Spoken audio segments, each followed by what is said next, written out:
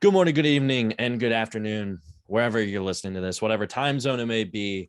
Thank you for tuning into the Black and Blue Pod, the Philly sports-based podcast where we will talk shit, maybe brew some egos. I am your host, Matt McLaughlin, alongside Timmy Gorman. Emergency podcast as the NBA free agency day one is wrapping up, and things are getting heated. Things are hot. KD wants out of Brooklyn. The Sixers are making some moves, some that we kind of like, some that we have some questions about. We just got some question marks. And also some other deals around the league, which we'll get into. A bunch of supermaxes, which kind of reminds me how much fucking money is in the NBA. Nuts. Unreal. So it's crazy. So let's just jump right into the Brooklyn situation. Kevin Durant officially requests a trade from the Nets just a few hours before free agency officially starts, even though all these contracts are figured out before that official deadline of 6 p.m. Tampering, right? Yeah, the legal tampering period, which is basically just here, we'll give you this money. Okay, cool. And then we'll announce it at 6:01. Everyone tampered for so many years, so NBA was like, well, we'll try and outsmart them by calling it the legal tampering period. Yeah, this is the legal tampering period. This shit was figured out in March. Let's go. Yeah, that's ridiculous. So KD wants out. Kyrie, which Brian Windhorst of ESPN said that likely means that Kyrie is officially on the trading block, even though he opted in to a $37 million contract year with the Nets. So the Nets are going to have to figure out some type of salary situation, which right now it's looking like the Lakers are the only team that are going to be willing to take on that $37 million for Kyrie. And this was kind of reported this morning from I saw from Legion Hoops on Twitter, was that the Lakers package at the moment, as we're taping this on July 1, is Russell Westbrook, Talen Horton-Tucker, and a 2027 first-round pick. And the Nets may include Joe Harris along with Kyrie in that deal. And wait, they have picks left still? Yeah, they only have two. It's 2027 and I think 2029, because they gave up most of their picks in the AD trade. And then they had to figure out that whole Russ situation, bringing him from Washington. So, right. So they basically mortgaged off their entire decade of the 2020s in getting young players, at least through the draft. They could get Jerry some. Buss is rolling over in his grave, dude. If I'm Jeannie Buss, I'm pulling my hair out, trying to deal with this fucking team. She made the mess. I mean, she by giving Rob Pelinka the power. Is it she made the mess though? Because I feel like the Lakers she inherited some of it from her dumb dick brother. But yeah. They haven't it's not like she's made a bunch of great moves and giving and we'll probably get to it with the Knicks, but it's these are two supposedly power franchises in the NBA, right? And I guess we can start here where it's they both gave their front offices to former power agents. Okay. Not to use the word power too much, but you know what I'm saying? And, and where has it got either of them? The Lakers won the title, but it took a pandemic, a bubble, and just crazy situations. And yes, LeBron and AD played out of their mind, but neither of them, I shouldn't say that because LeBron is an alien and he has, but AD has never come close to that 2020 again. Yeah. And then they were stupid and didn't re-sign Caruso, which, on the face of it was oh, okay. And I was never a big fan, but once he got to Chicago, I probably with a lot of NBA fans realized, oh, he actually is good, and it isn't just the fact that he was on the Lakers and getting the buzz. Right? How do you not love the bald eagle? But it's and I liked him in college too. Then I'm all right, he's getting overblown, and because he's a Laker, yada yada yada. Yeah. It's then they let him go, but then they keep people like Talen Horton-Tucker, who was I just feel like his name has always meant more than he was always worth, and Kuzma is, it was what it was, but I feel like they always gave up too much in the AD package. They could have kept maybe somebody like Josh Hart. I feel like they've overpaid on everything, and then it's never LeBron's fault. and now obviously this is covered, and I don't want to make it a whole LeBron thing, but it's like it's never LeBron's fault, but all this is because of LeBron. And if you're the owner or the GM, at some point you're supposed to put your foot down and not let LeBron run shit. But no GM or owner has ever stepped up to him. And the only two that ever have are Pat Riley and Dan Gilbert. And look at their teams now; they're both positioned for futures. Like Agree. As long as Pat Riley's there, the Heat will always be good. But look at Dan Gilbert; he's running like, well, I'm the owner. Fuck you, LeBron. And look at how good the Cavs are positioned for the future now, as opposed to the Lakers.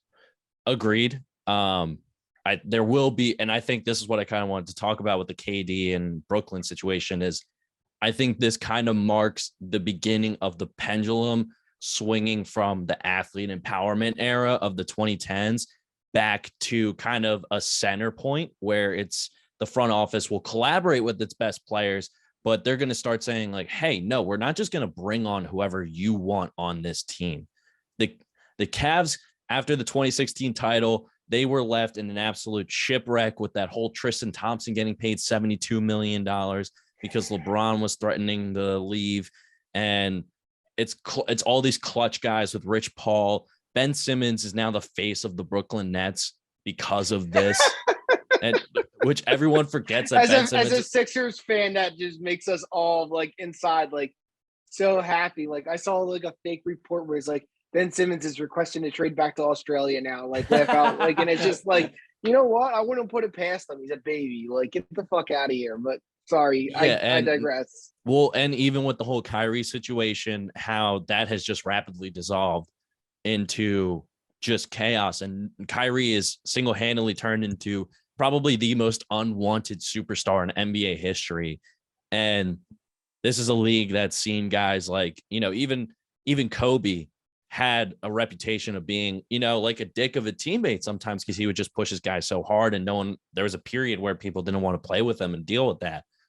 That being said, this is where I see kind of organization like the Lakers. The Lakers will last. Put a whenever pin in that LeBron retires, the Lakers will still be around. The Lakers will still be around. The Celtics, right. Whenever Jason Tatum or Jaylen Brown retire, the Celtics will still be around. And I think these organizations are kind of sick and tired of shelling out these massive contracts of $200 million, $250 in some cases. And then these guys are forcing their way out a year into it, 2 years into it. Hell, even 6 months into it, depending on the situation. Right. They get these clauses in there with these agents, and it's just like real quick though, put a pin in that Kobe thing because if we have time, I want to real quick at the end of it talk about the Kobe Curry thing that people have been debating about. But you mentioned it. You brought it up perfectly about how he wasn't a great teammate. But sorry, but yeah, no, I agree. It's like because I think the fans in general are just sick of like the player empowerment. And excuse me, I get it because for years, and it's not just in the NBA, it was in all major sports. Like, they talk about how was it the catfish hunter in the MLB was the first big free agent. And that took until like the 1970s. Like, yeah. And it's just like to think that like basically they owned you.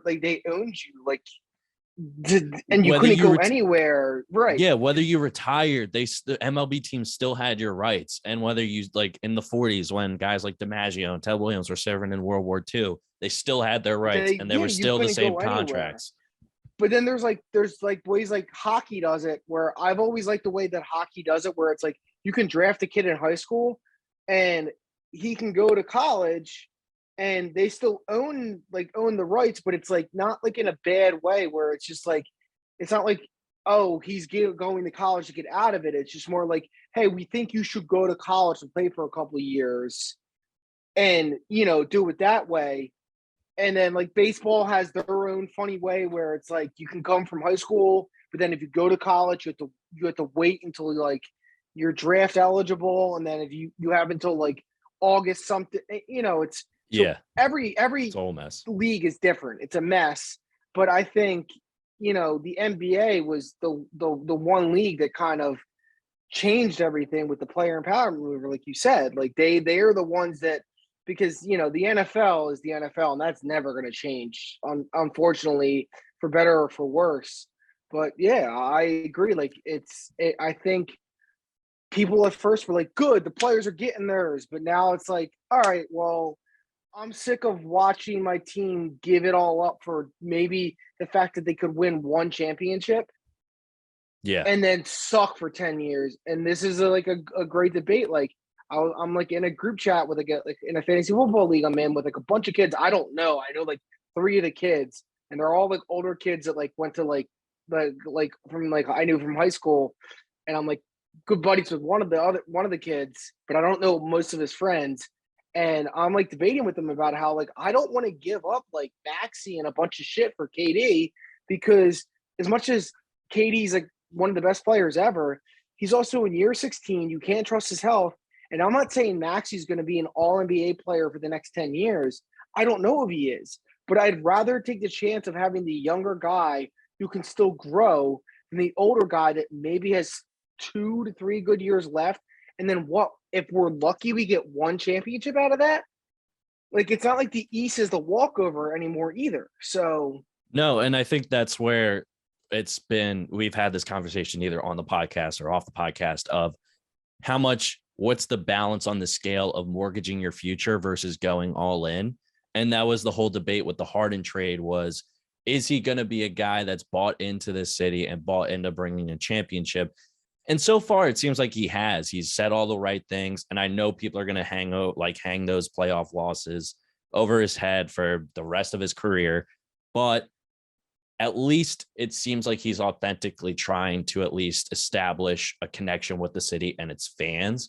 Whereas some of these other players, Kyrie, prime example, where it seems like they seem so above the fans, and like seem like the fans should be grateful that they're there in the first place, that all of a sudden it's like, you should be thankful I was here for 1 season. You should be thankful I was here for 2 years and I gave you 29, 9, and 8, whatever. And I think fans, I am certainly kind of sick of this transactional tone of like, oh, I'll come to your city for X amount of years. I'll force my way out if I don't like it here. And it kind of ruins the, I guess, authenticity of the relationship between like a fan and its team. Tyrese Maxey, for example. You can see when Tyrese is like hitting the deck and he's like getting and ones and stuff like that, the building is completely different. And as a fan sitting on your television, you can watch him and say, this is a guy that loves to be here, wants to be here. And the last thing he's thinking about is forcing his way out. And that athlete empowerment era has kind of changed, in my opinion, the fan to athlete experience of really connecting and really relating to a basketball player specifically. It's like how many Steph Currys do you get anymore? You know what I mean? It's like how many one franchise guys, and it's like in Philly, like, yeah, I think that's what irks me a little bit too about the Embiid thing, is that like Embiid's never brought up as like, oh, he might be one of the guys of like, oh, Curry's going to be a one franchise guy, and Clay, and it looks like John Morant's going to be. It's like, but they never mention Embiid in that conversation. I'm like, he loves the city and the city loves him. The only reason he would leave is if he doesn't get a ring in the next 5 years and he wants to go ring chasing. But it's like this city, I think at this point might love him more than they love AI. And like, it's like getting up there, and if he gets us a ring, he'll leap AI. Oh, he'll surpass Iverson. I think he'll personally surpass Dr. J, in my opinion, because Dr. J wasn't necessarily a homegrown talent. He was still in the ABA before he came over. And just with, it's like if Chuck had got a ring with the Sixers. Yeah, basically. Exactly. If Chuck had got a ring and never left, that's what Embiid would be like. And we still love Chuck. Like the Philly fans still love him. Like we hate Chuck. It's not his fault. Like, you know, like we don't blame him.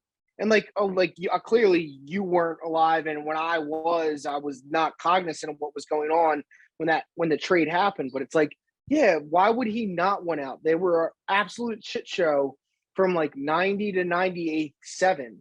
And like, so that kind of brings up with KD specifically, this kind of brings up the legacy question of it. which of course, like all the ESPN people are like, I hate to bring this up, but the legacy has to be asked. It's like, just ask it. Anyway, that's my pet peeve. It's weird because this seems more divided than his move to either Golden State or even the move to Brooklyn from Golden State. I've heard perspectives of he's tired of dealing with Kyrie, and I don't blame him for trying to deal with this headache. But I've also heard the other side. But he created that headache himself because he wanted to go play with them because they were boys. So that's the other side that I've heard. And I've also heard you sign a contract for 4 years, $198 million, and you don't even stay past a quarter of it. You don't fulfill a quarter of that contract. Yeah, because he didn't play the first year. Exactly. So that's where, the contract extension came in at 2021. So this would have been, I think, the first year of that $198 million contract. Oh, right, because he signed like a 2-year deal or something like that, and then exactly. he signed the extension after they made it to the semis last year. So let's do the classic clickbait. How does this affect KD's legacy? I mean, he was always going to have a it's always he's a top 10 scorer all time, arguably top 5. And for me, like, I definitely don't look at it as like, I think I'm in the minority because one of the things about KD, and it's not about like him bolting the Golden State, which yes, but it's like, like whatever people want to say, oh, well, you had to get away from Westbrook, blah, blah, blah. The one thing that has always annoyed me about KD, there's 2 things. One is that I think he's a curmudgeon, and he gets way too like angry and like holds grudges on people when they're just doing their job. And yeah, I get it. Some journalists go over the edge, but it's like Bill Simmons did like 7 interviews with him or whatever, 5, 6, 7, whatever. And then like he said one thing about him, and like KD won't even talk to me anymore.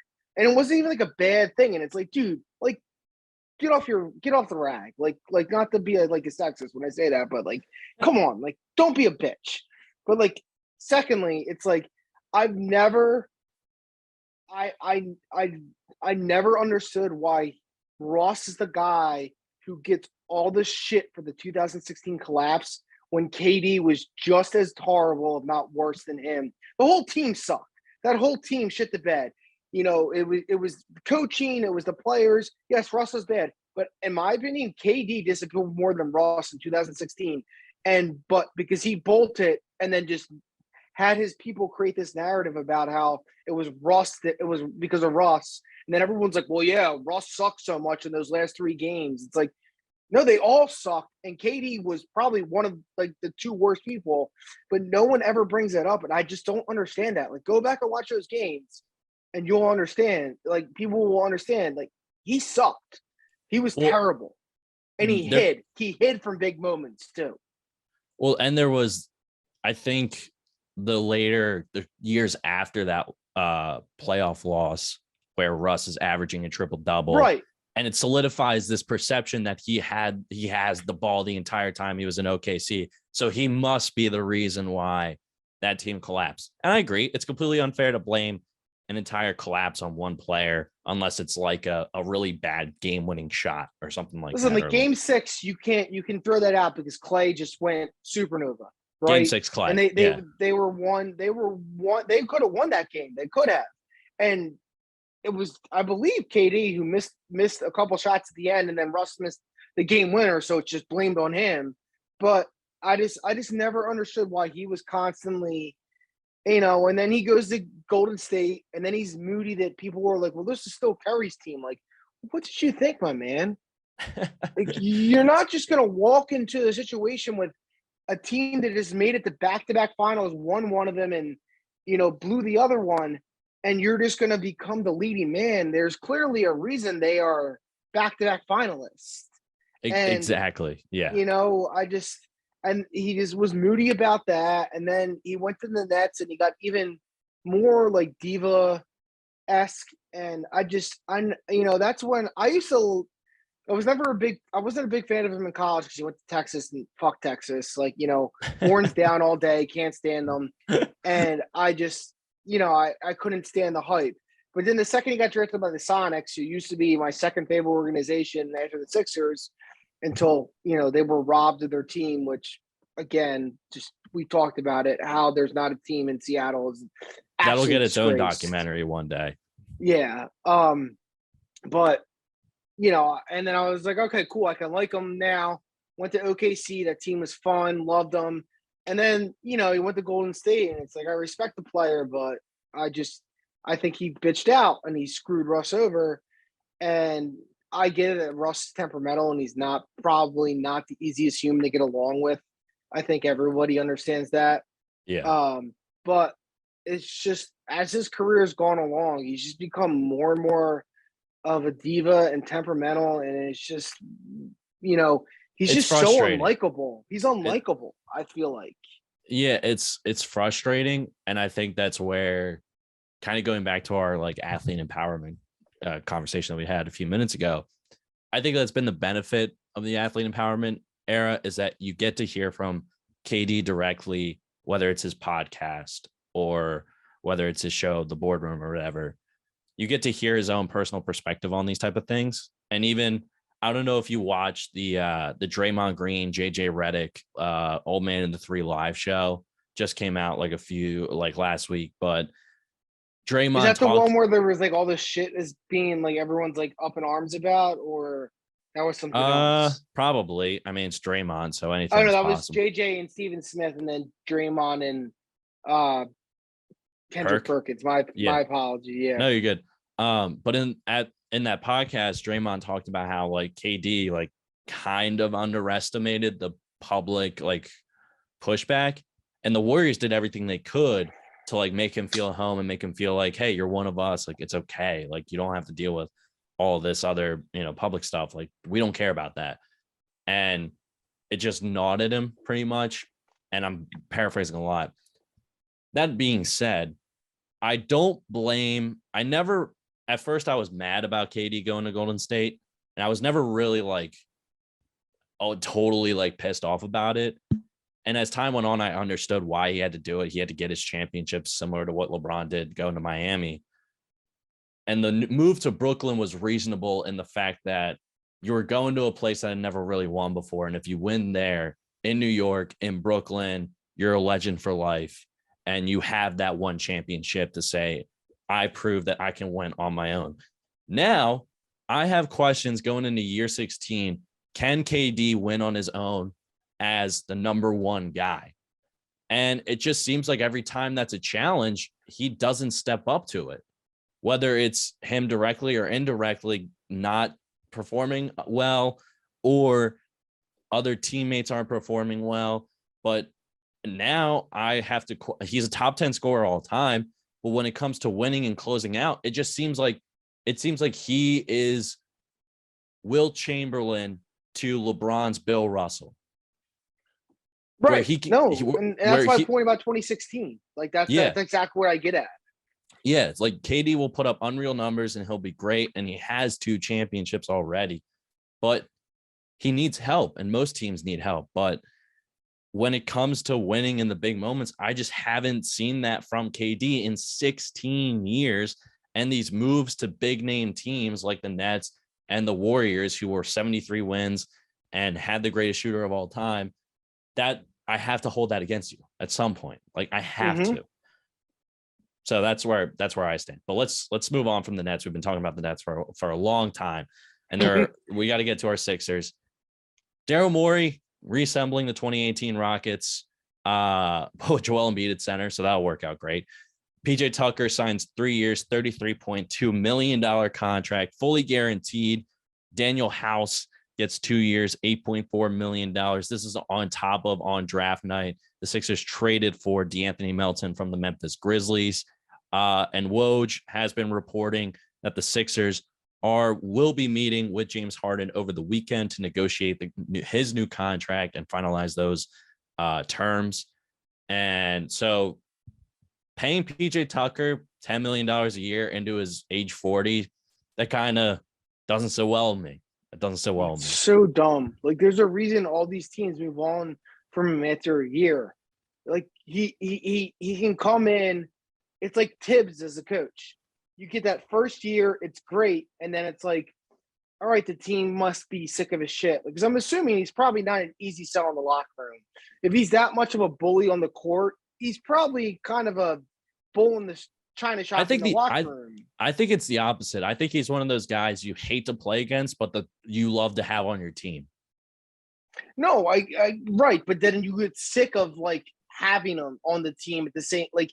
You can deal with it to a degree. He's that one buddy that gets drunk and he's like, dude, I'm so drunk. And after like 3 or 4 weekends in a row, you're like, dude, can you just like roll it back a little bit? You're like, why haven't I hung out with him in a while? And you hang out with him for a couple of weekends. You're like, oh, this is right.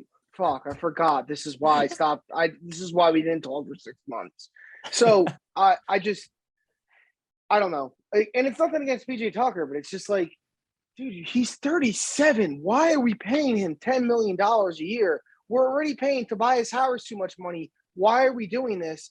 And nothing against Daniel House or Daniel House or however you say his name, but it's, I think that's an okay contract that, for a year, but it's, what is he going to be?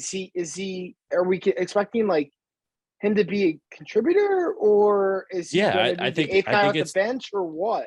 Yeah, I think it's a fill out the bench move with another wing that can kind of be a 3-and-D guy if you need him to. Well, like you said, the 2018 Rockets, and that's what it looks like they're doing. And it's just I feel like this is proven over and over again. This doesn't work to just have like a bunch of shooters, maybe a center, and dominating point guard. The Mavs got like the farthest anyone's got is the conference finals. The Rockets did it twice, twice or three times, and then the Mavs did it last year with Luka, and with basically the same formula, except our center is the better of the players, and it's like this Harden realized that, and there's Morey realized that, and I'm all for the wing play because we needed more shooting, needed more athleticism, but it's. In my opinion, it was more important for us to have a better scorer, someone who can create on his own. And I don't think any of these guys do that. As much as I like DeAnthony Melton, I just don't think he's one of those guys. Oh no, you're not bringing in DeAnthony Melton to create his own shot and instigate some offense. You're asking him to just hit tough threes, hit wide open threes when he gets the open looks, whenever Harden or Maxey are on the floor. And I know the Tobias question has to be answered soon. That question has to be answered soon. Right. Because what's your starting lineup at this point then? It's Maxey. So it's Maxey, Harden, Matisse, Tobias. No, it's Tucker. You can't be paying Tucker $10 million. Yeah. And have him coming off the bench. So it's Tucker and then Tobias and then Embiid, and you're gonna get killed on those guys are gonna get. Yeah, I mean, it's really hard sell. It's a really hard sell sometimes. And I just think PJ Tucker, you're bringing him in to be that fuck you guy, like the way Udonis Haslem is for the Heat. You're bringing in PJ Tucker to just get in dudes' grills and be the guy that just is the rash guy. Like you hate him so much that he throws you off your game. And that's what the Sixers need right now is just some toughness. Like we saw in that Miami series, that team just folded up, as Stephen A likes to say, like a cheap tent. Like they need that guy that can establish some confidence and bring that mental toughness from a veteran perspective that you just can't get necessarily with some of the other options on the free agency market. So I'm rationalizing. I'm rationalizing myself into liking the signing. But do we need 3 years of that? Is what I'm saying. It's not that. It's more, I guess. Yes, it's desperation. We could use 3 years of that, but it's at the money he's getting, and by year 3, if he plays more than half the games, I'd be surprised. It's a desperation move to say if they win a championship, this gamble pays off. It's to say, okay, PJ Tucker was the guy that set the tone when the Sixers went on in the 2022 season and went on a huge run and they won a title. PJ Tucker was one of the guys that made a difference, and we're fine with paying that money however long we have to. And that goes back to the Maxey, the trading that big thing for Maxey, the trading Maxey for the big. It's like, is the end game just, hey, we just want one championship, or is the end game to be contenders for half a decade and win at least, have the chance to win at least multiple ones? And I would rather have that's a fair. Obviously, I won a championship, but I would rather have the second. And I'm not saying that just this Tucker thing alone could be a reason that it doesn't happen, but it's more clearly this means Harden's coming back, which we all knew, but at what cost? And I'm sorry, they give him, I think even 3 years is a mistake, but if they give him more than 3, like, we are screwed. If like the Sixers are screwed. They're done. Like, well, this is all, I don't see it happening. This is all, the Sixers are now in screw it mode. We have to go now. Like, we have to throw this into full throttle because the Ben Simmons trade changed everything. Mm-hmm. Once Ben Simmons leaves, you can't bank on a future window anymore. And I give the Sixers credit for trying to craft some of these moves. Guy I would have loved to have on this team, Seth Curry, who they had to give up in that trade, unfortunately.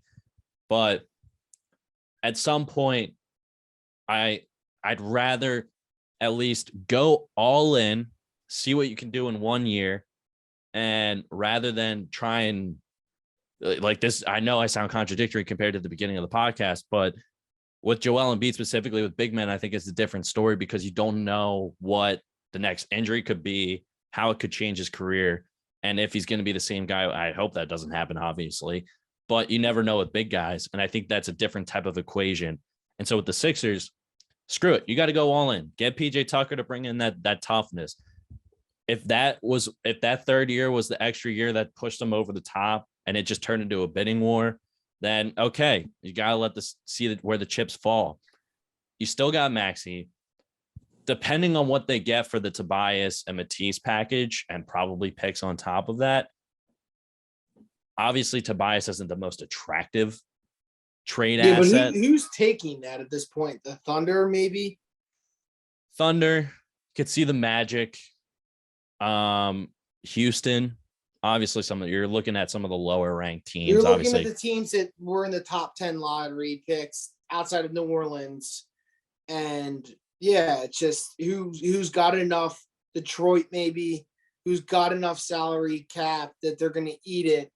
And, they'll find room to try and make Thibault work.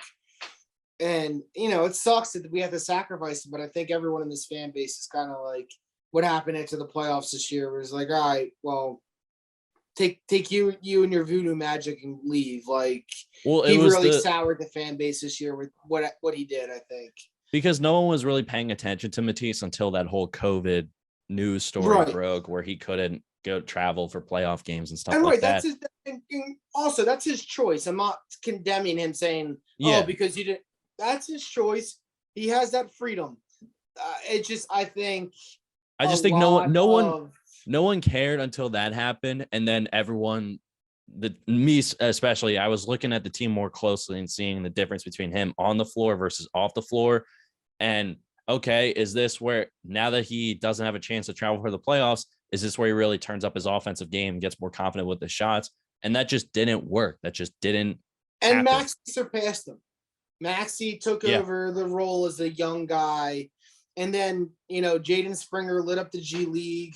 So we have him, and it's just, people got to be thinking, well, what he's got to contribute, you would think at some point, they can't just keep wasting draft picks is another thing. Like, I get D'Anthony Melton is younger than I remembered him being. So I like that now, but you can't just every year go into the draft and have a pick and then be like, we're just going to trade it for somebody else, or we're going to take someone and stash them in the G League. Like, that's how you end up being the Magic. That's how you turn what was a profitable contending roster into a shit show for 15 years. Yeah. Look at the Sacramento Kings. They were one of the legit West contenders from about 99, 2000 until about 2003, 4. And then they petered out and, they sucked. and they've never been back. The Suns with the Nash era Suns, because Sarver's a cheap shit, like, and doesn't want to pay salary. Always kept trading the draft picks, never kept trying to revitalize the roster, the whole 9 yards. And it took 10 years for the Suns to get good again. You know, yeah, and I don't want the Sixers in that fucking space. I don't want to watch another reclamation project when this all goes down. So that's why I think it's funny, because people can argue like, oh, well, you have these draft picks and what are they really worth? People just constantly want to acquire them, but at the same time, it's like, yeah, but you also have to use them. Like at some point, Sam Presti use them to like build your roster up in OKC. But that's where Daryl Morey's perspective of just constantly going, all right, let's get rid of them, let's get rid of them, let's get rid of them. No, because you can hit on second rounders, you can hit on late first rounders. And I'm not saying you're always going to get an all NBA guy, but you never know how much that can help you build somebody on, like, build your second team or build a guy off the bench that can help deep in the playoffs. So I think, but that's where I'm going to give this administration, this front office credit, is that they've hit on some draft picks. Like Matisse up until this season was a hit. Right. Jaden Springer looking like a hit so far in the G League. Obviously, he needs more playing time. And B-Ball Paul was getting key minutes, and he was a guy that no team was really taking a chance on and really thought that he would kind of fit into the modern NBA. And he seems like a great backup power forward / small ball center if you really want to rotate him in there. So this organization, and even the biggest one, Tyrese Maxey, obviously, when everyone was passing up on Maxey, they found him in the 20s, and that's looking like a massive mistake right now.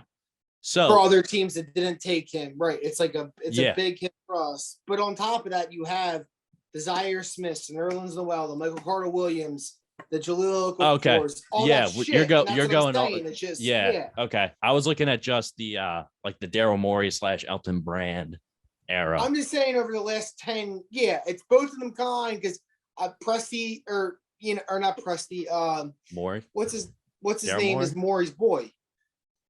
Hinkie.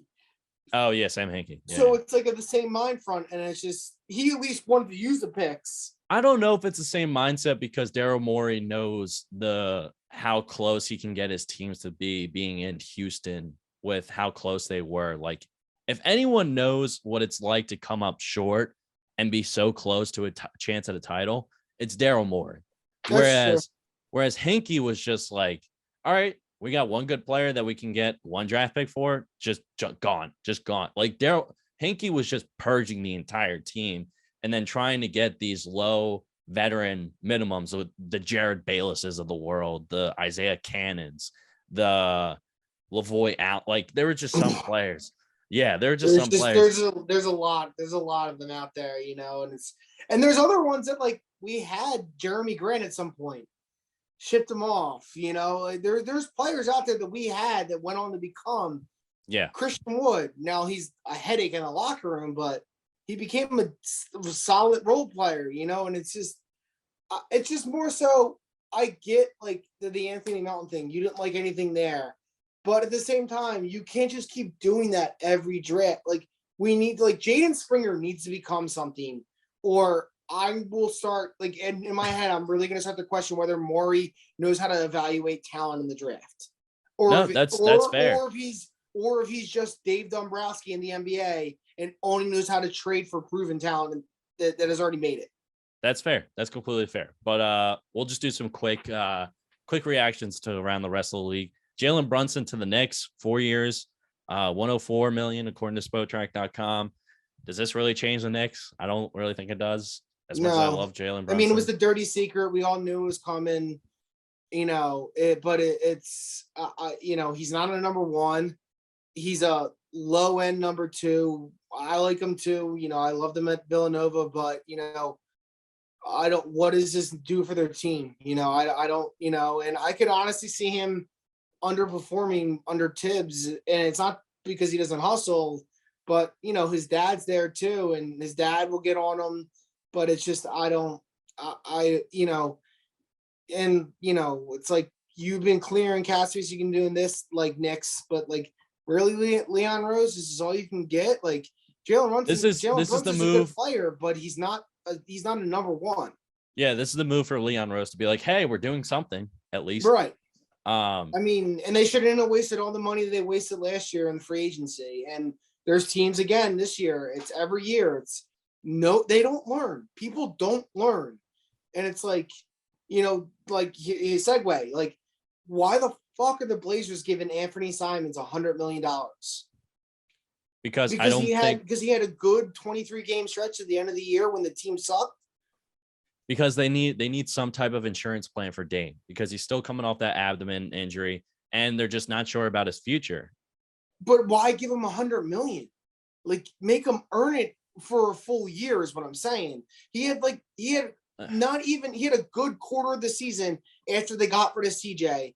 And it wasn't even like he averaged like 30 and 10 and 5. It was like 17, 4 and 3.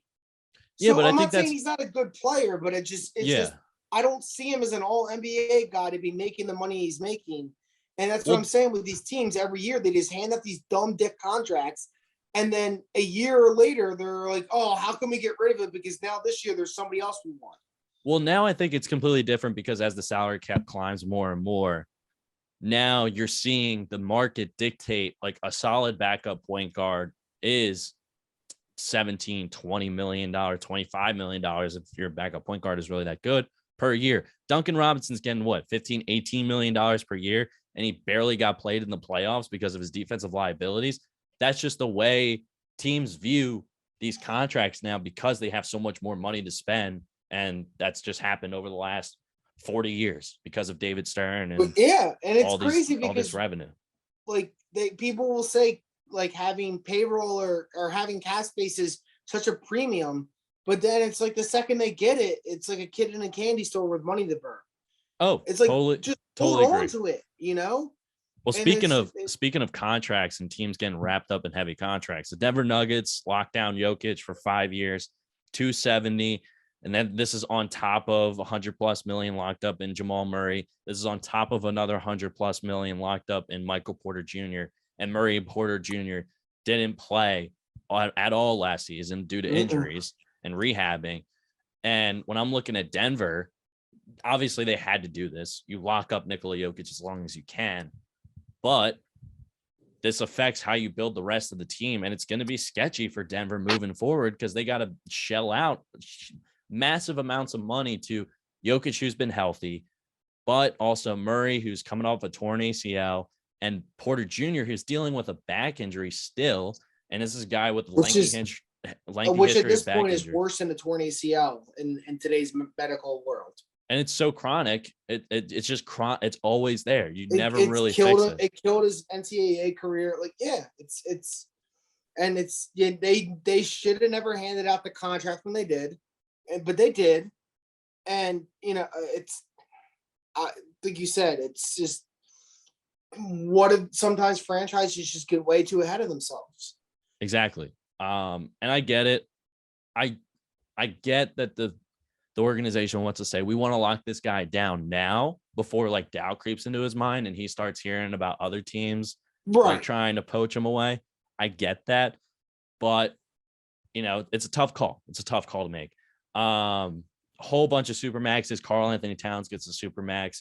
Zion Williamson gets a 5-year, $231 million contract. Both think they're bad ideas, in my opinion. It took one good year from Cat to get that supermax, and it's just like, I just think he's too fragile of a player. And with Zion, it's, what weight is he at today?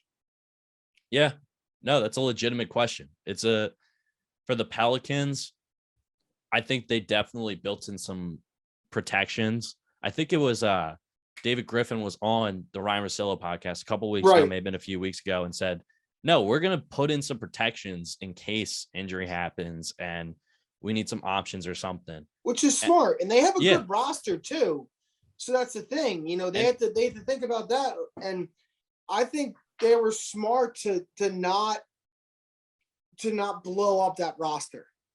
Agreed. I think they were smart. They were like, hey, we got a good thing going. Let's not try and force the envelope, but let's not also overpay certain people just because we took the Suns to 6 games in the first round as an 8 seed, and they're good. Ingram was good. I think they'd be way better off if they had Lonzo, but that they got rid of, they let him walk, and that was dumb. But Ingram looked really good. As much as Jose Alvarado annoys the fuck out of me, he was a good player in the playoffs last year. Herb Jones was a breakout story. The Pelicans have a good mix of like young and who am I missing? Veteran talent. I don't know. That's a very good question. Oh, CJ is on the team. Yeah, CJ. Oh, I thought you already said CJ. But yeah, for the Pelicans, like this is the first really face of the franchise that seems like he wants to be there. And right, he's not constantly looking for an exit door like AD. Yeah, exactly. And so like again, this is one of those situations where a small market team kind of gets pinned into a situation where they have to do whatever it takes to lock a guy up. With the Cat Supermax, yeah, I'm really hesitant to give Cat a Supermax. Like he struggled in that Memphis series and he was very up and down. Mm-hmm. And to turn around when you have Anthony Edwards, who I think is a bona fide star. He should be the face of the franchise. 100%. Exactly. I think this is kind of an alarm that they're going to look to at least move D'Angelo Russell or at least try, even if not this year, then maybe next year. And because I don't see, because you're definitely going to have to give Edwards a Supermax on top of a Cat Supermax. And who else are they really going to fill out that roster with? Like it's skinny. If they were smart, here's a trade that I don't understand why they like people like they don't think of them this way. Why wouldn't they be like, hey, do you guys want Cat and Russell for Jalen Suggs, or even just like Cat, or even just Russell for Jalen Suggs and somebody else in the Magic and bring Jalen Suggs home? Yeah. I don't hate. Like, you know what I mean? Because it's like the Magic don't seem to want to choose between him and Cole Anthony and fucking what's his name? Fultz. Markelle Fultz. Yeah, they don't want to be able to choose, even though it's pretty obvious they'd probably be better off with Fultz and Suggs because, as much as I love Cole because he's a UNC guy, he just jacks up shots left and right. Classic irrational confidence guy. Yeah, he's a Dion Waiter. He's in this mold of Dion Waiters or Monte Ellis. Shit like that. Like he's like Monte Ellis essentially. I feel like he's like the second coming of him. So why not explore that so you don't have so you can give Edwards a guard who isn't going to be just thinking about himself like D'Angelo, and then you can pair him with Edwards and they're two young guys, and then maybe you keep Cat, or if you have to give Cat up for that so the Magic want another big man, sure, take him and then ship Russell somewhere else. But then you have a homegrown guy who's young with your already budding superstar Edwards. And I just don't understand why franchises don't think like that. I don't get it.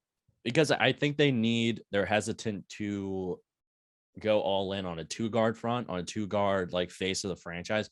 Granted, that's worked for teams like the Warriors. Yeah, but he's a forward. Edwards a forward. He's a small forward, isn't he? He's probably listed as a small forward. I kind of consider he shoots so much and has the ball in his hands. I kind of consider him like a shooting guard. Yeah, but so does Tatum, and he's a small. True. No, that's a good counterpoint. But I think teams, because that's what I think the small forward is the new shooting guard in the NBA. Oh, definitely, 100%. Like guys like LeBron and KD have changed all of that, where the three is kind of like your go-to scoring option. And with Jalen Suggs, like I think he's a really good player. What were you saying? Yeah, he's 6'4", so I guess he would be more of a shooting guard. Yeah, and I think teams just want, and the way the sport but it's a point guard shooting guard mix, and there's nothing wrong with that. And there's nothing wrong with it. There's nothing wrong with it at all. I just think in order to maximize the team, you still need a reliable scoring option down low. It doesn't have to be a Cat who's putting up 25 points per game, but I think the Timberwolves would rather have the balance of a pick and roll. It's a pick and roll league now, a pick and roll with Cat and Edwards, whereas you're kind of limited offensively with an Edwards and Suggs pairing. Well, that's what I'm saying. See, they'll take Russell. Like they probably won't, but like, hey, we'll give you two first rounders and Russell. That's what I'm saying. Originally, I thought Cap, and I was like, you know what? They have Russell, so why would they need? But like, you don't want, like, Russell's not getting you anywhere. And I was probably one of the last people to abandon the D'Angelo Russell ship because I thought he got a fair or I thought he got a bad deal in LA. But like now it's like, you know what? Yeah, maybe they were right. Like to get rid of him and the Nets let him go. And then what? So it's like Orlando's not the smartest front office. They keep making dumb decisions. Why don't you see like, hey, you want Russell for like the last year of his contract, and we'll take Suggs and we'll give you like 2 first-rounders, and then just pair those 3 together. Yeah, I would do that. He would want to come home. Like, I just don't get why you wouldn't think about why no one would even just throw it out there. Well, they say no. Like, what's the worst? Like, what's the worst thing that happens? I agree. Also, brand new breaking news. Zach LaVine agrees to a 5-year, $215 million max contract extension with the Bulls. Clutch Sports announces. So Zach LaVine stays in Chicago along with DeMar DeRozan for at least another year. And the Bulls also signed Andre Drummond to kind of fortify that front court. And I mean, I think the Bulls had to get this done as an organization that hasn't had hope in a very long time since Derrick Rose was there. That in like a decade, yeah. Yeah. And so I think this was, again, it's one of those moves you have to do. And maybe now that he has a contract, financial security, he can, it's like a mental thing, I would feel like, where you kind of relax now that is off your shoulders. You can focus on really developing with DeRozan and the rest of the team to really take that time to be an organic face of the franchise and really embrace like a city and a team, like I feel like if you're going into the last year of a contract and you don't have an extension lined up by the offseason going into the season, that would weigh on my mind. I know for sure, where I would be kind of I wouldn't fully dive into, meshing with my teammates and stuff like that. But that's just me. I'm not in the NBA. But yeah, what do you think about the Zach LaVine extension? I mean, it was coming, and he had a good year, but I mean, they were so good to start the season, and then they petered off, and there were some injuries, there's things like that, but it's, they were a fun team, and like I said, injuries definitely played a part. So it'd be interesting to see where it goes. But like you said, they went out and they added Drummond to have like support down low, which I think, if you have all the scoring coming from the guards, that's fine. Drummond's just there. Tell him to play defense and, mop up rebounds and not worry about having to put up points. And if he can average, 10 and 20 or like, which I think he could, like he's a rebounding guy. Like he could average like 10 to 15 a night and rebounds, then you're fine because you have all the guards to do all the perform for you. You still have what's his name, the Florida State kid, Patrick Williams. Yeah, Patrick Williams, and it's they did it. They had to do it. They got DeRozan, and it could bite them in the long run, but I don't hate it. I don't think it's a bad idea. I like it better than the Timberwolves giving Cat that money, to say. It's not it's not one of the better deals I like. Like there's deals out there that I really am a fan of, like the Kings giving Malik Monk money to come play with De'Aaron Fox. Like that's the best he ever played with when they played in Kentucky. Let's see if it works. I like that deal. There's a couple other ones like JaVale McGee did the Mavs. He's a championship player. Yeah, he's kind of a jackass, but he is a center that you can pair with Luka, and all he has to do is just protect the rim. There was a lot. There was, for all the shitty deals that were out there, not shitty, but questionable. There was a lot of decent ones. Like I said, I like the Nil House deal that the Sixers made. I'm trying to think of a couple other ones that I saw, like that.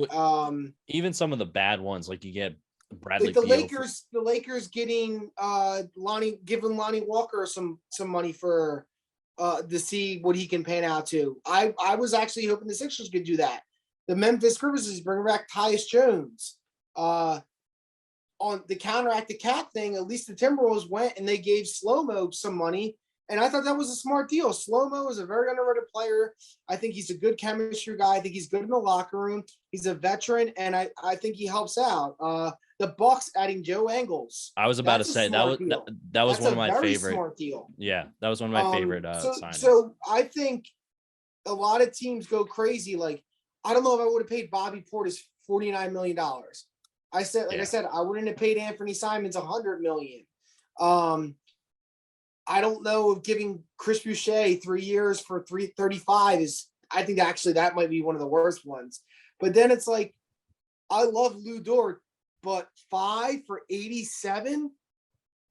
It's like, what are you like? I don't get what the Thunder's plan is, because it's like picks, and young guys. I'm fine with they just randomly hand out this massive deal to a guy that is essentially a glorified 3-and-D guy. And I like Lou Dort, but he's basically the young PJ Tucker. But that's he's the Canadian PJ Tucker. That's where I kind of, again, come in like $15 to $17 million per year for a team that isn't with Lou Dort specifically, an OKC team that isn't contending anytime soon. I would be fine with kind of giving them that money and just seeing what happens. But Presti seems to be in love with picks. So wouldn't you think he would give him less money to see if he could sell them come February? No, because at some point you want to put, especially with the Shai Gilgeous-Alexander component, right? He may get moved. I wouldn't be surprised if he gets moved, because I think he's gone. I think he's gone come February, because he's going to play out of his mind and he's going to refuse to sit on the bench again. So I think that OKC wants to make Shai look as good as they can. And I think Dort plays really well off of Shai. And I think they're kind of banking on Lou Dort capitalizing on playing with a guy like Chet that can get out in transition and is a wizard with the ball for a big man. And that may open up the floor for Dort to really explode and get to another level that we haven't seen before. But the biggest question is, what about Poku? Poku! The thin towers coming at you. I thought that was the greatest. Russillo on their live pod when he was just like, when they drafted Chad, he goes, breaking news, Poku's demanded a trade immediately. He said there can only be one of them. That was a good line by Russillo. He had some good ones. The last few weeks. There was a couple he threw out that was his. I forget who it was, but someone did a like spot on Mark Jackson impression, and I was dying, and I forget who did it, like on that podcast. It might have actually been him, and I forget who. Yeah, it was him. It was him. And I forget who they were talking about, but it was so funny. But yeah, I think weren't they talking about a coach? They were talking about a coach like he's a good ball player, but he's an even better man. He's an even better family man, like something like that. You got it down too. That sounded good. Let's see, but there's like other ones, like actually bringing Batum back for the Clippers for the money they did. That's not like a terrible idea. Batum? Yeah, or Batum. I don't know why I said Batum. I should know that by now. I don't know why I said that. Maybe I was thinking something else. Soccer player. That's why. Like Patty Mills, 2 years, 14. Like that's a solid deal. You know, it's like there's ones out there that make sense, but there's other ones that don't. But I actually think I'm more impressed by the idea that I think there was more that made like mid-level guys getting money that I think made sense more so than there have been dumb ones, but it hasn't been like, last year when the Knicks basically like just used all their cap space because they had a feel good year kind of shit. And exactly. Or even if you go a few years back when the Lakers were giving out Timothy Mozgov 64 oh my God, and Luol Deng 2016 is the prime example of that. Just everyone spending sugar daddy money on dumb people. Yeah, like the Supermax guys are going to steal the headlines and you're going to get the KD and Kyrie guys, but the bargain bin / decent enough that you're not getting into like double digits or like $15 million ceiling guys, that's where you're really going to thrive. And that's what really separates the contenders from, the tankers pretty much. All right, so that does it all for this episode. Do you want to do the Kobe teammate thing? Circle back to that. No, we'll talk about that another. Just so because you had brought it up, and I was saying how now the debate is that like it's like where Steph Curry pantheon wise. People are saying like top 10, and it's just like, is it him or Kobe at 9? And a lot of people are saying 9 and like over Kobe, or maybe 8 and then Kobe's 9. I forget. And I've people heard were like, multiple. no way, blah blah blah. This and that, and it's just like, but there were some like really great points, like, and it's nothing against Kobe, and I think like a lot of people are just afraid to like say anything bad, and I get it because it's weird. It's weird. It's weird to like say it, and I think it's also because his post career, he like redeemed himself so much from the image that people had of him, whereas like he came off as like he was so humanizing and everyone like so likable, and people just wanted to have him around and have him on their shows, and he was going to be this guy who was going to be this almost like have his own like show where he interviewed people like almost like a like David Letterman type, it seemed like, but like for athletes, and he was just kind of, and it was like he's his father figure who loves his daughter, and then of course like, and then fucking the worst thing that can fucking possibly happens. And we talked about this, I think the first time I ever came in the pod, and it's just like coming from where we come from, and like me myself, like I've said before, like, like having known people that grew up with him and went to high school with him, like, my ex's like sister literally was like 2 years under him, and like knew him and like hung out with him and shit like that, and it's like, not that they were best friends, but it's just like I've met people that used to like literally like party with them when they were 18 years old, and it's just like, so it was always like coming from Philly, it always like hit home, just like all the Lakers fans and shit like that, and for all these like NBA fans, because he'd kind of gone from the Kobe in 2004 that was coming off this like whole sexual assault case and everything like that, and he's just this guy who wanted Shaq gone because he wanted his own team, and he was selfish and this and that, and then he it took Paul Gasol coming here to save him to get him 2 more rings, and Lamar and all these things. And then he just kind of flipped the script, and that's why I think everyone was just like, and it's not like we're talking bad on him as I'm going on a rant now. It's not, we're talking, it's just like, hey man, when you look at it, yeah, Kobe was the more complete player, but Steph, I think overall, I would give him the nod if you're going to like include everything in there.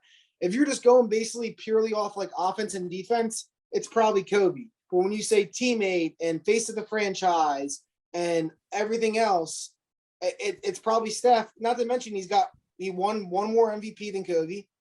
The all NBAs will probably be similar by the end of it. Mm-hmm. He'll never have an all defense, Steph will, but he's not what people think. He's not just like wet towel you throw on the floor. He's better than people think, and he's one championship away from tying Kobe. And so it's a good debate. I just don't agree with the other thing where people are like, well, what about Magic? Like, no, like people need to start realizing how fucking great Magic Johnson and Larry Bird were, because that's the other thing where like I'm seeing these memes where it's like, oh, and it's like 6 players and they just throw Larry Bird in there. They have the one white guy. And it's like, y'all motherfuckers don't understand how good Larry Bird was. Like, it wasn't like he was like playing like George Mikan playing against no like athletic black guys in the 1950s. Like, he was torching the NBA in the 80s when it was like turning into what it is today. Like, he beat Magic, 2 times in the finals? 3 times? 2 times. Because one of those titles, they beat the Rockets. They beat the Rockets. It wasn't the Lakers. Yeah. So 2 times. Yeah, no, like with the top 10 stuff, I said, I think a couple podcast episodes ago that Steph is definitely in the top 10. I have to put Kobe above him. Number 1, championships. Number 2, two-way ability. And Steph will play his entire career with the Warriors. I think that's safe to say. And so, okay, there are 2 guys that play with one team their entire careers. I really put a lot of stock into that because we're seeing a lot of players, i.e. KD, that are moving all over the place. It's so undervalued because of the idea, like Dirk, too. It's unvalidating the idea that you go with the ebbs and flows of the franchise. Like Kobe, but I think that's where you can give Steph the over, like give him another advantage point, is that like when the Lakers were going down, Kobe demanded a trade multiple times. And I think that's another thing people hold against them. Yeah. But it's like, he eventually stuck it out, like you said. And I agree with you. You stick with one franchise your whole career, it is a big thing, because it's hard when you're a multi-million-dollar athlete to just like be tempted by all the people around you telling you, like trying to spit shit in your ear and be like, well, they're not doing what's right for you, kind of shit. And it makes either the first or the next championship more rewarding. That's what made the Milwaukee championship so great, was that Giannis went from this kid who was born in Greece, immigrated, was rail thin, and he developed into one of the best players on the talent. Survived homelessness, like everything. All that stuff. And even if, obviously, like the obvious example is probably Jordan. 7 years took him to win multiple times. He's getting eliminated, then the shit kicked out of him by the Pistons. Went through three dynasties, not dynasties, but three teams. It was the three teams of that decade, with the Celtics and the Lakers and the Pistons. And what do we remember most is probably that picture of him holding the trophy and he's crying over it, right? Because it meant that much to him. Exactly. And the Last Dance, you hear him crying and saying it took 7 years. It took 7 years. That to me is like, it's big. And Kobe never really opened up until after he retired, or towards the tail end of his career, and especially towards the tail end of his life, unfortunately. And he got to show that side of him. I think that side of him was always around in the locker room. It's just you never really heard about it, because either A, that wasn't the good headline that would get the most buys or the most clicks. Or B, I think it was Tracy McGrady maybe, or maybe Robert Horry. One of his teammates said like, hey man, like you should act more like this with the media. Like people would, love to come here more. And he said, nah, man, I can't act like that. Like I can't give other teams a competitive advantage by thinking like, oh, I'm softer than the image I project. Pretty much was what he said. Right. And I think I respect Kobe for it. I will always love Kobe. He will personally always be in my top 5 all time, I think, because as much as I didn't get to see his prime, his mindset and his approach to basketball and life is something that I will always approach basketball and life. And his impact goes far beyond basketball and far beyond this country, all over the world. And it's like, Steph is massive in the United States, but like there's one Kobe, and sure, there's one Steph right now, but right. The global fame, I think, kind of gets underestimated. But oh no, he expanded the sport greatly. Yeah. So, all right, good podcast. I think we did a really good job. So that does it all for Timmy Gorman. I'm Matt McLaughlin. Be sure to like, comment, and subscribe, please, to help us out. And we will catch you in the next episode.